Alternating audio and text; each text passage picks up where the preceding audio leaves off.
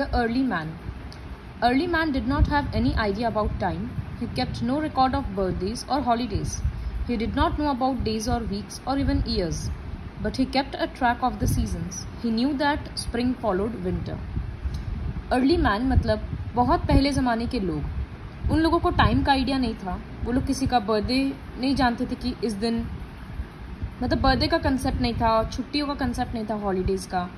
वो लोग ये नहीं जानते थे कि एक वीक में 7 डेज़ होता है, एक ईयर में कितना डेज़ होता है. बट उनको सीज़न का पता था कि स्प्रिंग फॉलोड विंटर, विंटर के बाद स्प्रिंग आएगा, फिर समर सीज़न क्या होता है, इन सब चीज़ों के बारे में उन लोगों को पता था.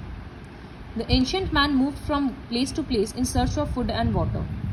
पहले लोग क्या करते थे, खाना और पानी के लिए जगह जगह भटकते रहते थे. He ate flesh of animals, fruits, nuts, leaves and roots of plants. He used stones for hunting, fishing and digging roots of plants. वो लोग क्या खाते थे, एनिमल का फ्लैश खा लेते थे, नट्स, लीव्स, रूट्स, पेड़ का बहुत सारा अलग अलग पार्ट्स खाते थे. स्टोन से वो लोग हंट करते थे, फिर वो लोग फिशिंग करते थे, प्लांट का रूट्स को डिग करते थे, ये सब चीज़ करते थे. धीरे धीरे वो लोग अपना स्टोन का टूल्स को और इम्प्रूव करने लग गए. वो लोग घस घस के उसको पॉलिश करते थे और शार्प करते थे. He also started using tools made of bronze, bone and ivory. Bone और आइवरी के हेल्प से वो लोग अब टूल्स बनाने लग गए. तो टूल्स वो लोग का सिर्फ पत्थर का नहीं होता था. टूल्स मतलब हथियार, जैसे फेंक के मारने के लिए या किसी चीज़ को पकड़ने के लिए, वो सब चीज़ से. उनका सबसे ज़्यादा यूजफुल टूल था स्पीयर. स्पीयर वो लोग हंटिंग के लिए करते थे. May be you must have seen in movies, फेंक के मारा जाता है, जिससे एनिमल्स हंट करने में काम आता है. तो थोड़े दूर से फेंका जाता था जिससे एनिमल्स मर जाए. तो इस तरह से वो लोग अपना गुजारा करते थे. Fire was the biggest discovery of the ancient man. Fire gave him the warmth. वो लोग को फायर से गर्माहट मिलता था, ठंड से बचते थे, और फायर के पास वाइल्ड एनिमल्स नहीं आते थे, तो उन लोगों का ऐसे भी प्रोटेक्शन मिलता था उन लोगों को. After the discovery of fire he started cooking his food to make it soft and tasty.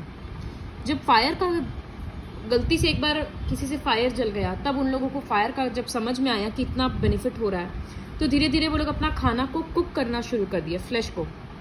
तो वो लोग ये देखे कि फ्लैश को कुक करने से वो सॉफ्ट हो जा रहा है और ज़्यादा टेस्टी हो जा रहा है. तो फायर का कितना सारा यूजेस मिला. The life of early man changed when from a Hunter and food gatherer he became a food producer. देखो धीरे धीरे उनके लाइफ में कितना डेवलपमेंट हुआ.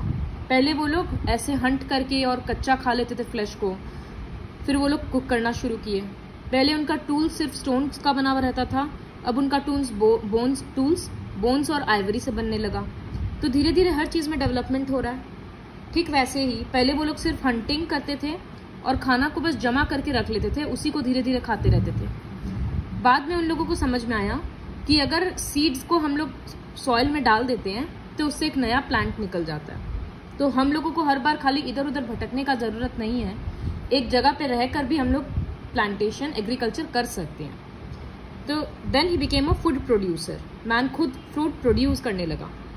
Now we did not have to wander मतलब move from one place to another. He started living a settled life close to the land where he grew grains. पानी के आसपास वो लोग रहने लगे जहाँ वो लोग फार्मिंग करने लगे. The early settlements were close to rivers to fulfil his requirement of water for drinking, irrigation and transportation. पहले लोग पानी के पास रहना शुरू किए. क्यों? क्योंकि पानी उनको बहुत ज़्यादा यूज़फुल था. पानी बहुत सारे चीज़ों में यूज़फुल था, जैसे पीने के लिए, फिर अगर सीड सो करेंगे, एग्रीकल्चर फार्मिंग करेंगे तो उनको पानी चाहिए था, फॉर इरीगेशन एंड ट्रांसपोर्टेशन, इधर उधर जाने आने के लिए. He shelter change from caves and trees to thatched huts. तो पहले वो लोग किस में रहते थे, गुफा वगैरह में. अब वो लोग किस में रहने लगे, झोपड़ी में. थैच्ड हट्स मतलब इस तरह का सूखा पत्ता और ब्रांचेस वगैरह से इस तरह से बनाया जाता है हट्स. तो धीरे धीरे कैसे उन लोगों में चेंजेस आया वो देखो. The farming and settled life changed the type of works of the early man. पहले वो लोग क्या करते थे, टूल्स बनाना, हंट करना, बस ये सब चीज़, वाइल्ड एनिमल से अपने आप को प्रोटेक्ट करना. अब उनका काम बदल गया.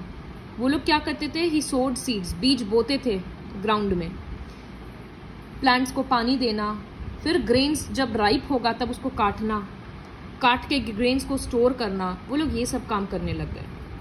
धीरे धीरे उनका टूल्स और ज़्यादा अच्छा होते गया।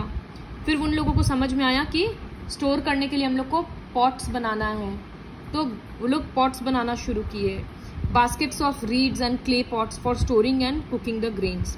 तो अलग अलग चीज़ों का, ब्रांचेस वगैरह से, सूखा पत्ता वगैरह से वो लोग जो भी चीज़ उन लोगों को थोड़ा बहुत स्ट्रांग लगता उससे वो लोग पॉट्स बनाते थे ताकि उसमें ग्रेन को स्टोर कर पाए। The early man was scared of natural phenomenon, phenomenon means process, like wind, sun, rain, thunder etcetera. उन लोगों को बारिश से, बिजली कड़कने से, इन सब चीज, हवा से भी उन लोग डर जाते थे कि ऐसा क्यों हो रहा है। तो वो लोग आउट ऑफ फियर उन सब चीज़ों को वर्शिप करना शुरू कर दिए।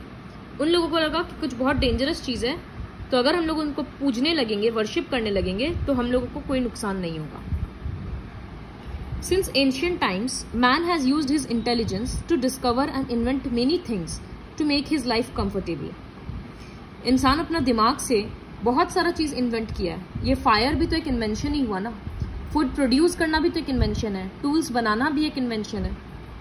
तो इससे क्या हुआ, इतने सारे इन्वेंशन से इंसान का लाइफ और कंफर्टेबल होता गया और पूरे वर्ल्ड में ही ये चीज़ हुआ। People still do not do most of the jobs that were done by ancient man. In the next chapter will find out different works that are done inside and outside the house by people now and how they learn from various crafts, jobs और occupations.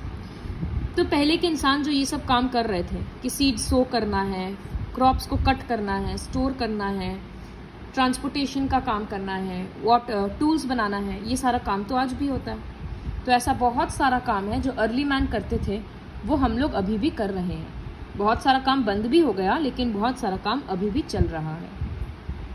So this is all about the life of early man.